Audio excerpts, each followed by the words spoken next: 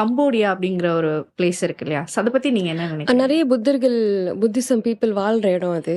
Cambodia அப்படிங்கனாலே புத்த மதம் தான் நமக்கு தோணும். ஆனா அந்த இடத்துல விஷ்ணுவுக்கு ஒரு ஸ்தலம் இருக்கு. அந்த கோவில் முக்கியமா வந்து கின்னஸ் ரெக்கார்ட் பண்ண கோவில்.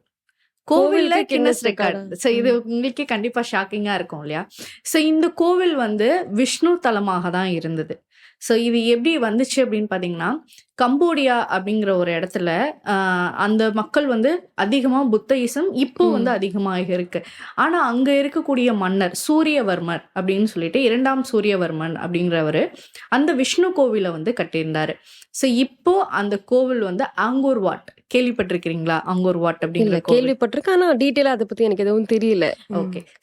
ஆங்கூர் வாட் அப்படிங்கிற ஒரு கோவில் வந்து கிட்டத்தட்ட 12ஆம் நூற்றாண்டுல தான் வந்து கண்டுபிடிச்சாங்க. 2ஆம் சூரியவர்மன் வந்து இந்த கோவில கட்டினாரு அப்படிங்கிறது எல்லாருக்குமே தெரிஞ்சாலும் சில விஷயங்கள் இன்னும் அங்க மர்மமாக தான் இருக்கு. அதுலயும் குறிப்பா இப்போ அந்த கோவில் புத்தயிசம் கோவிலா தான் இப்போ அந்த கோவில் வந்து காட்சியளிக்குது. இப்ப நீங்க சொல்றத பார்த்தா தமிழோட மறைக்கப்பட்ட வரலாறுன்னு கூட சொல்லலாம். ஏன்னா இப்போ தமிழ்நாட்டுல குமரிக்கண்டம் தான் தமிழர்கள் தோன்றிய இடம்னு சொல்றாங்க. ஆனா இப்ப பார்த்தா கம்போடியாவுல தான் வந்து முதல்ல வந்து தமிழன் வந்து ஒரு கோவில் கட்டியிருக்கான் அப்படின்றது ரொம்பவே ஆச்சரியமா